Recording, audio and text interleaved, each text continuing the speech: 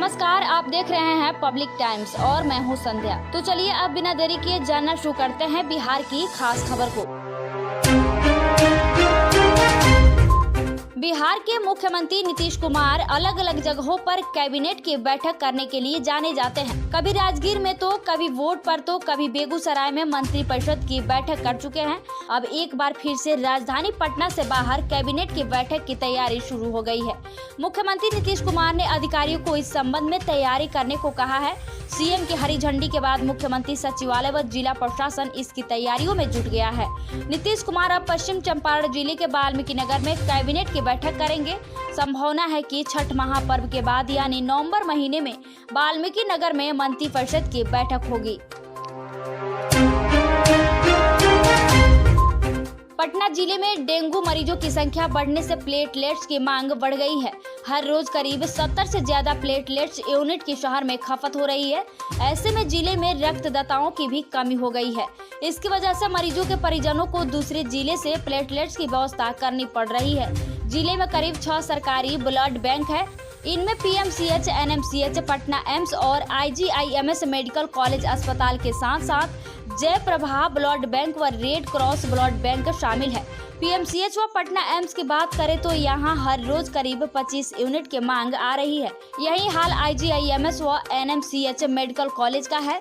वहीं private blood बैंकों में भी प्लेटलेट्स की मांग बढ़ी है। इससे मरीज परेशान हो रहे हैं। अवैध बालू खनन में डोरीगंज के तत्कालीन थाना अध्यक्ष संजय प्रसाद के 2 ठिकानों पर आईओयू ने मंगलवार को छापेमारी की। ये छापेमारी पश्चिम चंपारण के साठी थाने के समझौता गांव स्थित उनके पैतृक आवास और मुजफ्फरपुर के काजी मोहम्मदपुर थाना क्षेत्र में उनके किराए के फ्लैट में की गई। 49.64 लाख रुपए से ज्यादा की संपत्ति मिली। 2009 बैच के दरोगा संजय के पास 49.64 लाख रुपए से ज्यादा की संपत्ति मिली है, जो इनकी आय के स्रोत से 24.82 लाख रुपए अधिक है। उन्हें हर माह करीब 60,000 रुपए वेतन मिलता है, लेकिन मई 2015 से अक्टूबर 2017 तक उन्होंने अपने वेतन खाते से 1 रुपए की निकासी नहीं की थी। शहर के डोरीगंज थाने में तैनाती के दौरान कई स्थानीय लोगों से उनके खाते में भी पैसे ट्रांसफर करवाए हैं। उन्हें हाल ही में निलंबित किया गया है।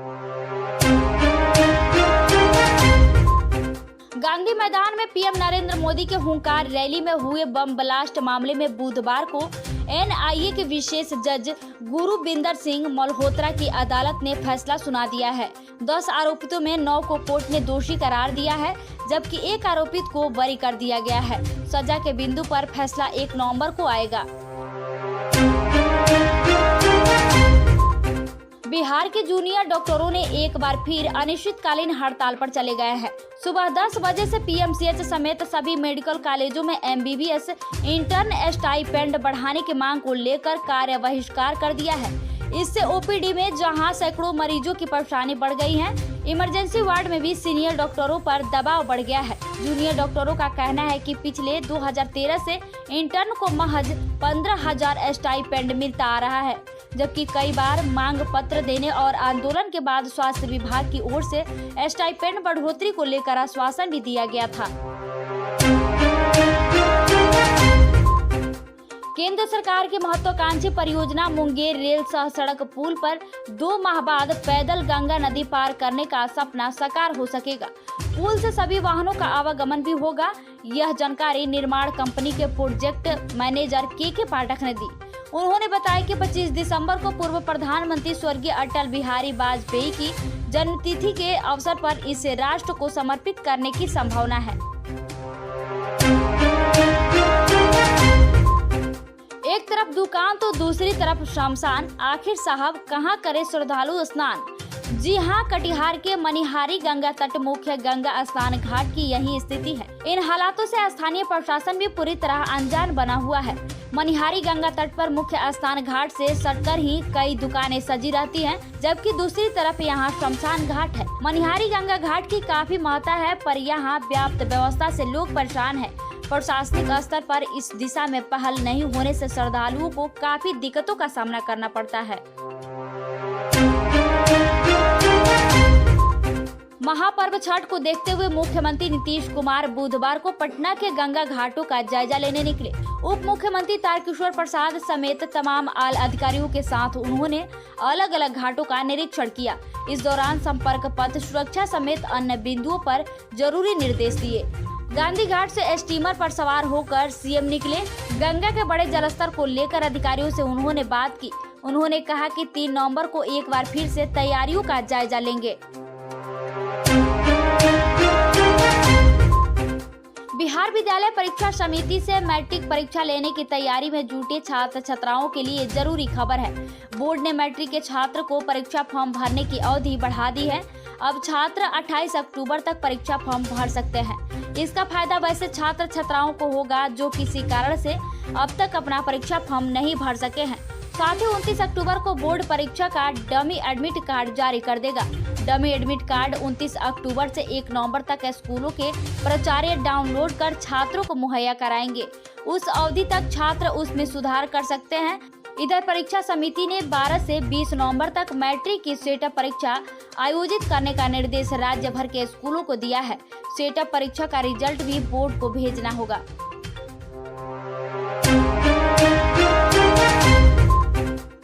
आधुनिकता के चकाचौंध में गुम हो रही भारतीय संस्कृति को बचाने के लिए दीपों के त्योहारों पर मिट्टी के दिए जलाएं, तभी पर्यावरण के साथ हम सब संरक्षित रह सकते हैं।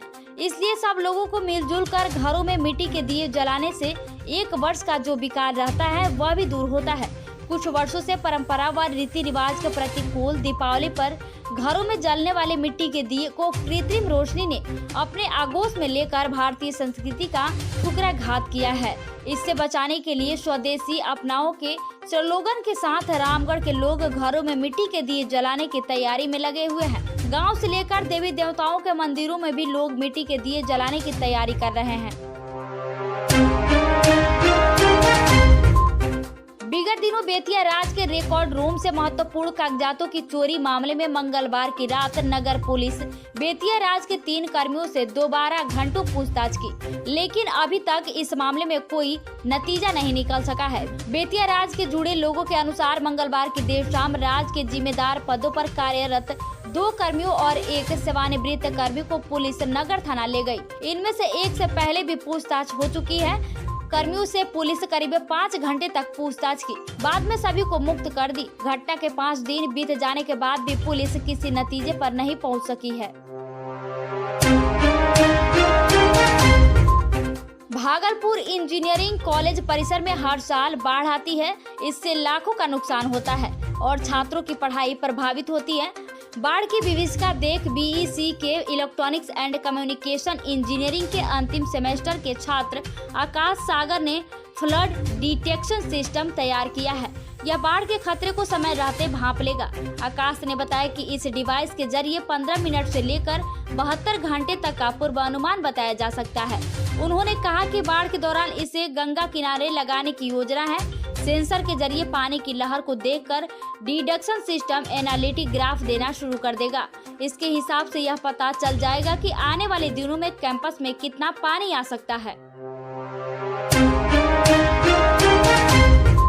बिहार पुलिस अब स्वदेशी स्नाइपर से नक्सलियों और अपराधियों को ठिकाना लगाएगी। स्पेशल टास्क फोर्स को जल्द ही स्नाइपर राइफल मिलने वाली है। पुलिस मुख्यालय ने एसटीएफ की जरूरतों को देखते हुए स्नाइपर राइफल खरीदने की प्रक्रिया शुरू कर दी है।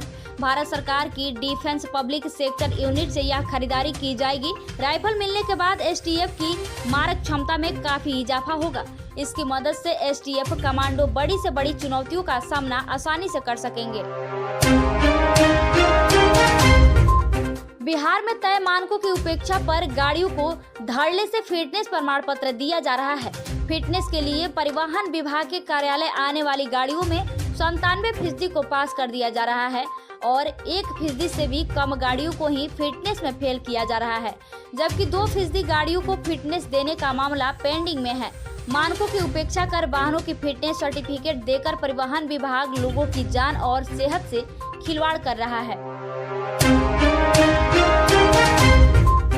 बिहार के नक्सल प्रभावित जिलों में विकास की रफ्तार को और गति दी जाएगी। बिहार के रेड कॉरिडोर में आने वाले जिलों में नई सड़क का निर्माण किया जाएगा। केंद्र सरकार ने इसके लिए 210 करोड़ रुपए आवंटित करने को मंजूरी दे दी है। इसके साथ ही औरंगाबाद, गया और बंका के नक्सल प्रभावित इलाकों में सड़क का निर्माण किया जाएगा। ग्रामीण विकास मंत्रालय ने इस रोड प्रोजेक्ट को मंजूरी प्रदान कर दी है। इन तीनों जिलों में 7 सड़कों का निर्माण किया जाएगा ताकि आवागमन सुगम हो सके। तो ये थी बिहार की खास खबर। वीडियो के अंत तक बने रहने के लिए आपको बहुत बहुत धन्यवाद।